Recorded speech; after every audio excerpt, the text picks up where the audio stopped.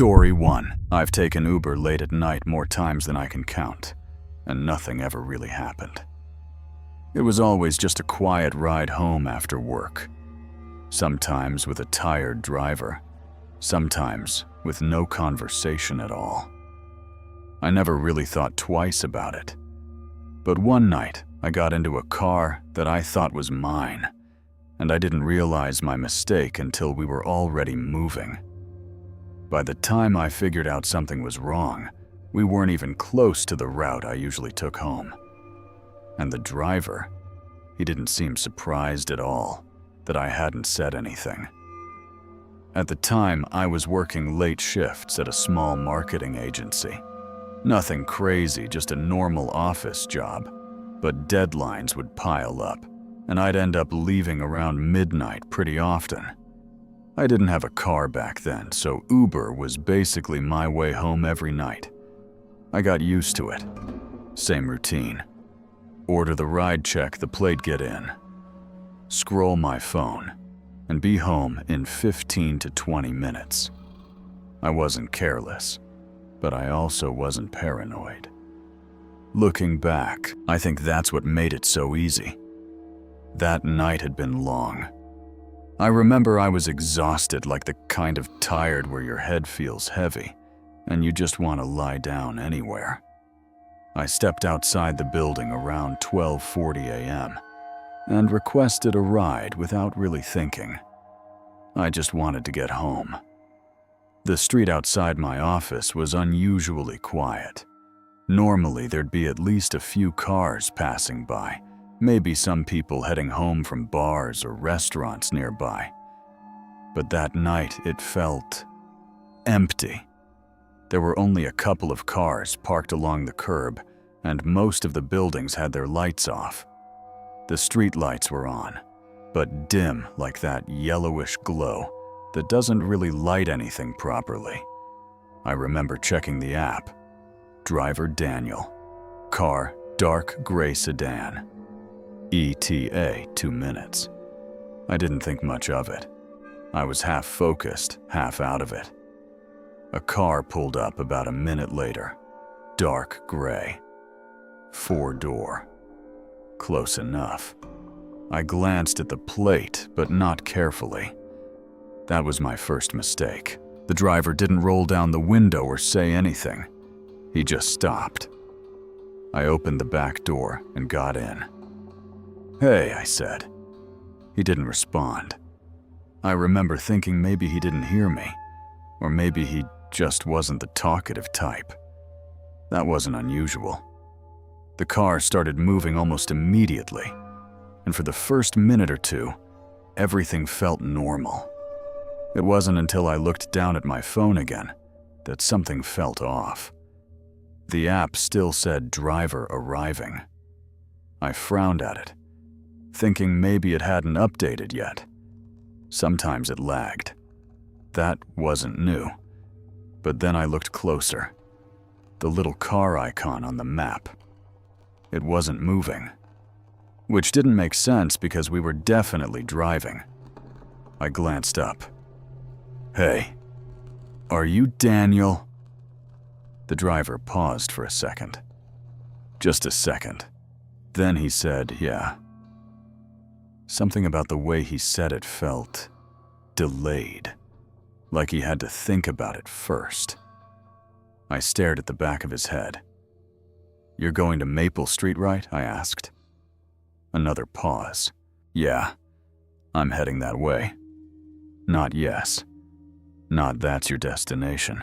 Just that way. I didn't like that. But I didn't panic either. Not yet. I told myself maybe he had multiple stops. Maybe the app was glitching. Maybe I was just overthinking it because I was tired. Still, I kept my phone in my hand after that. After a couple more minutes, I noticed something else. We weren't going the usual route. I take the same way home almost every night.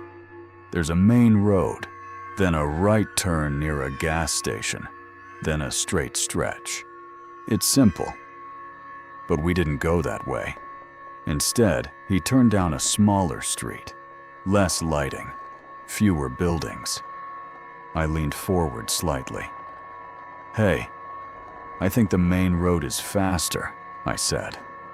He shook his head. "Traffic. That didn't make sense. It was almost 1 a.m. There was no traffic." I checked my phone again. Still no active trip. No driver assigned. That's when I felt it. That shift from confusion to something else. Something heavier. "Can you pull over?" I said. He didn't answer. Instead, he kept driving. A few seconds later, he said, "Relax. I know where I'm going." That was the first moment I actually felt nervous. I tried the door handle. It didn't open.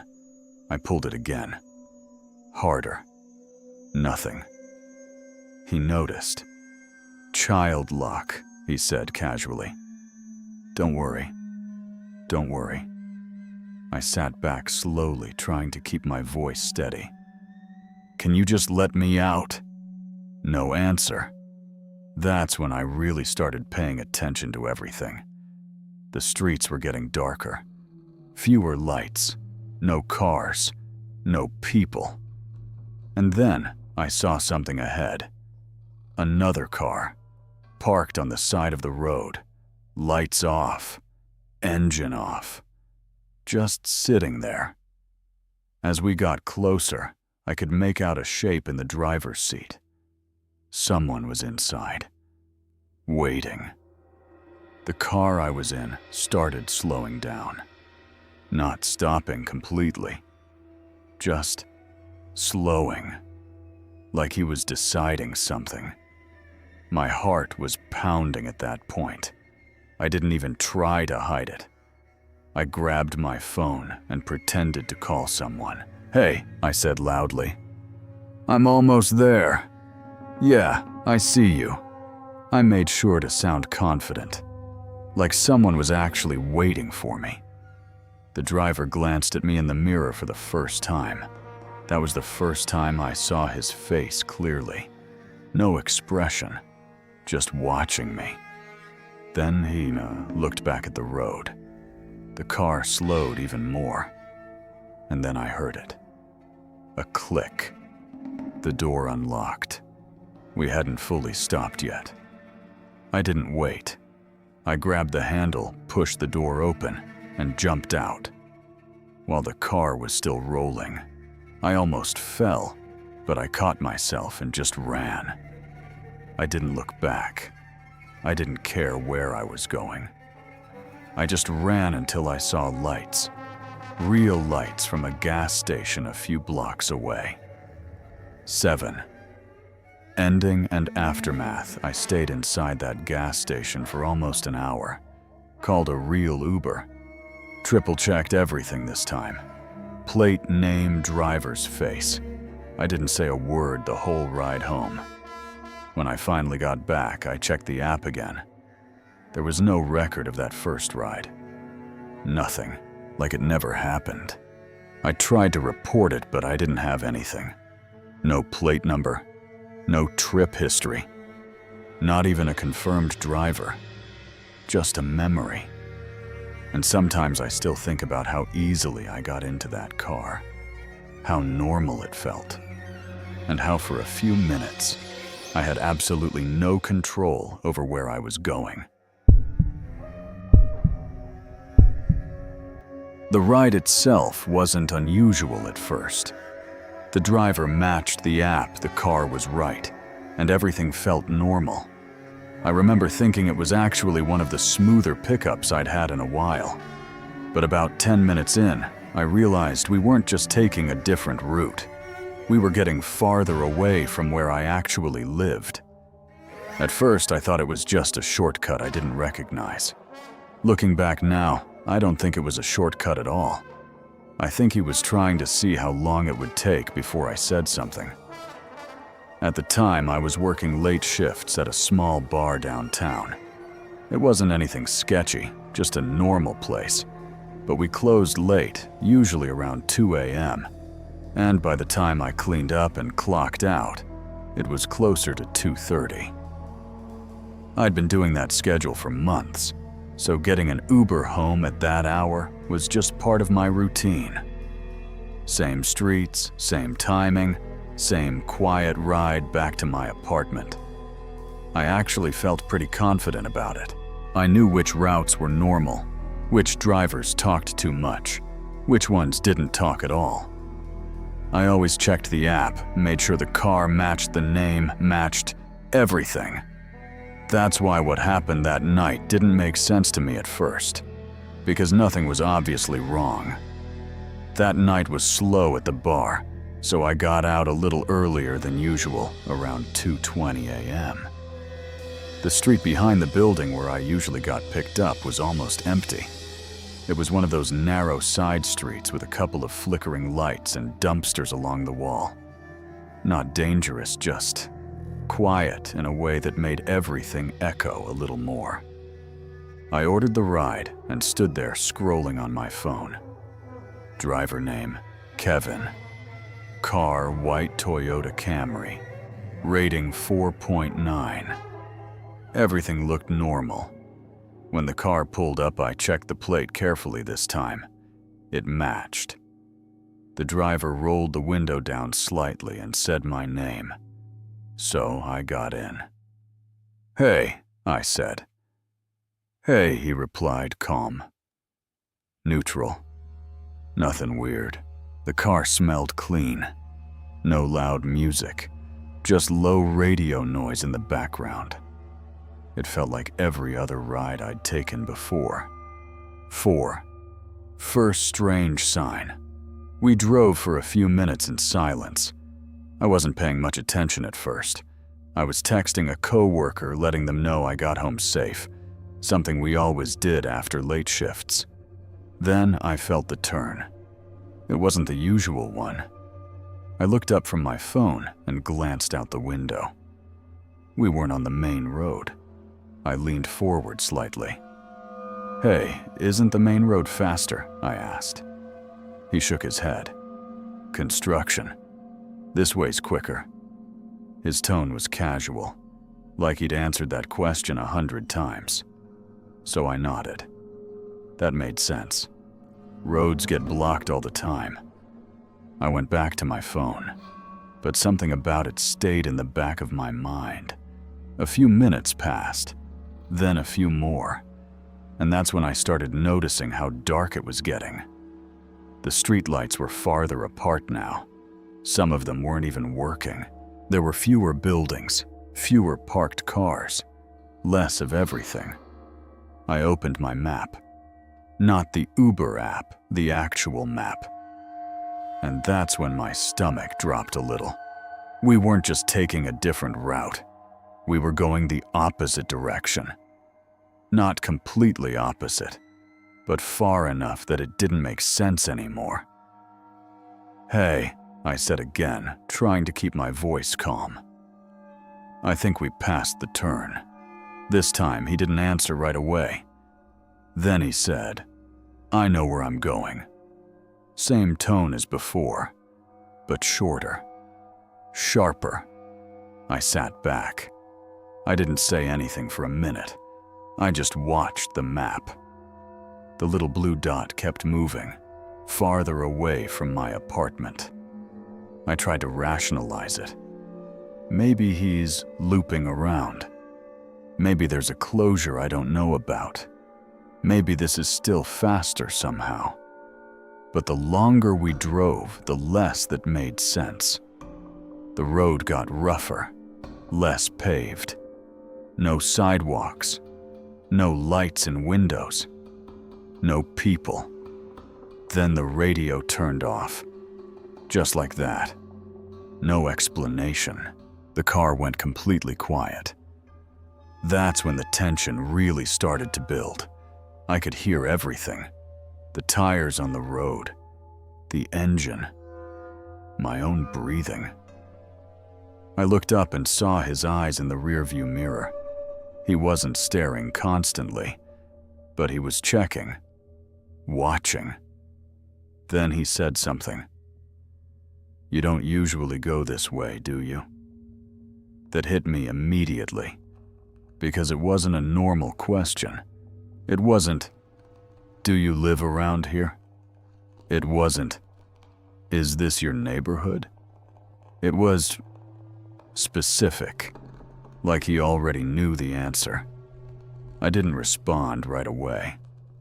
"Why?" I asked. He shrugged slightly. "Just asking." I didn't believe that for a second. That's when I started texting my friend again. I didn't explain everything. I just sent my location and said, "Hey, something feels off. Stay on your phone." The message sent, but my signal dropped right after. 1 bar. Then nothing. The car slowed down. Not at an intersection. Not at a light. Just slowed. We were in the middle of a stretch of road with no buildings around. Just empty lots and a few unfinished structures in the distance. Then the car stopped completely. I felt my chest tighten. "Why are we stopping?" I asked. He didn't answer right away. Instead, he turned slightly in his seat. Not fully, just enough that I could see part of his face. Then he said, "Do you trust me?" There was something about the way he said it that didn't feel like a joke. No smile. No tone. Just flat. I forced myself to stay calm. "Yeah," I said quickly. "But my friend's tracking my location right now. She's expecting me in like 5 minutes." That wasn't completely true, but I said it like it was. He stared at me for a second longer, then turned back around. The engine revved slightly, and the car started moving again. He didn't say another word for the rest of the ride. And eventually, he did take me home. Not directly, not efficiently, but we got there. I got out as fast as I could, didn't look back, and went straight inside my building. I didn't sleep that night. The next morning, I checked the route history. The trip had taken almost twice as long as it should have. And the path, it didn't make sense. There were long stretches where it looked like we were just driving around empty blocks. But the worst part was this. When I checked my ride history, I realized that same driver had picked me up before, more than once. I just never noticed. And now he knew exactly where I lived. This is the only time I've ever genuinely thought I wasn't going to make it home. It wasn't because the driver was acting obviously weird. He wasn't aggressive. He didn't say anything threatening, and nothing felt wrong right away. That's what made it worse. Everything felt normal. Right up until the moment I realized the car behind us had been following the entire time. And when I finally understood what was happening, it was already too late to just get out and walk away. At the time, I was working as a freelance designer, which meant I didn't really have fixed hours. I'd take projects whenever I could, and sometimes that meant staying out late meeting clients or working from cafes that stayed open past midnight. That night, I had been at a friend's place across the city. Nothing unusual, just a small get-together, maybe 5 or 6 people. I left around 1:30 a.m., not too late, but late enough that the streets were starting to empty out. I didn't drink much, so I was completely aware of everything. I remember thinking the ride home would be easy. It was about a 20-minute drive, maybe a little longer, depending on traffic. But at that hour, traffic wasn't really a thing. I ordered an Uber like I always did. Checked the name, checked the plate, checked the car. Everything matched. That's why I got in without hesitation. The pickup spot was a quiet residential street. A few parked cars, some dim porch lights. Nothing out of the ordinary. The driver was already there when I walked out. Engine running, headlights on low. I opened the back door and got in. "Hey," I said. "Hey," he replied, barely turning his head. Normal. Completely normal. The inside of the car was clean. No smell. No clutter. The radio was off. Just the faint hum of the engine. We pulled away from the curb, and I settled into the seat, pulling out my phone like I always did. For the first few minutes, nothing stood out. We drove through a couple of lit streets, past a gas station, then turned onto a longer road that led toward the highway. That's when I noticed the car behind us. At first, it didn't seem like anything, just another car. It was a dark SUV, maybe black or dark blue. I couldn't tell exactly in the low light. It kept a steady distance behind us, not too close, not too far. I didn't think about it until we made a turn. And it turned too. Still, not weird. Cars follow each other all the time. But then we made another turn, and it stayed behind us again. Same distance, same speed. That's when I started paying attention. I shifted slightly in my seat, pretending to look at my phone while watching the reflection in the window.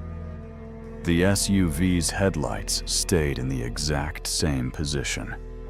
Not gaining, not falling back. Just there. I leaned forward a little. "Hey, do you know if there's construction on the main road tonight?" I asked. The driver shook his head. "Shouldn't be." His voice was flat, calm. I nodded and leaned back again. Something about the situation didn't feel right anymore. I kept watching the car behind us.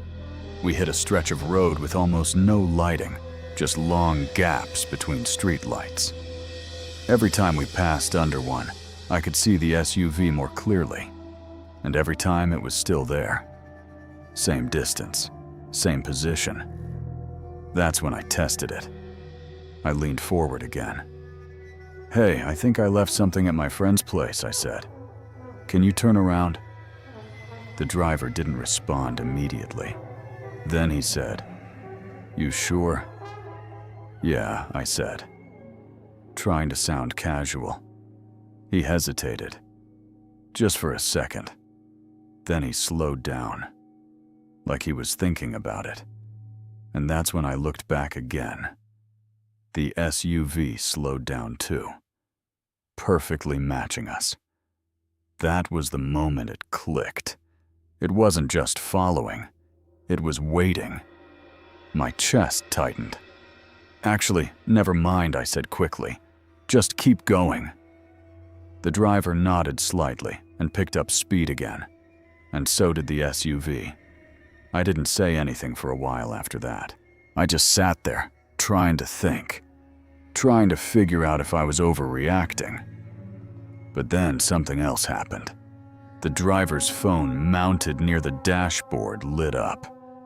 I couldn't see the full screen, but I saw a notification pop up. Just one line. No contact name. Just a message. "Still behind you." My stomach dropped instantly. He didn't react much. Just glanced at it. Then kept driving. Like it was normal. Like it was expected. That's when I knew. This wasn't random. I forced myself to stay calm. Panicking wouldn't help. I looked down at my phone and opened my contacts, pretending to scroll. Then I raised it slightly and spoke clearly. "I'm on the way. I'll be there in like 5 minutes. You're still outside, right?" I made sure to sound like someone was waiting for me, like I wasn't alone. The driver didn't say anything, but I saw his eyes shift in the mirror. Then I looked back again. The SUV, was closer now. Not by much, but enough that I could see the outline of someone in the front seat. We approached a brighter intersection up ahead, one of the few places with actual traffic lights and a gas station on the corner.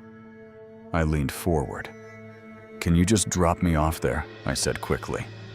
"I'll get out here." "No," he said. Just one word. Flat. No explanation. That was it.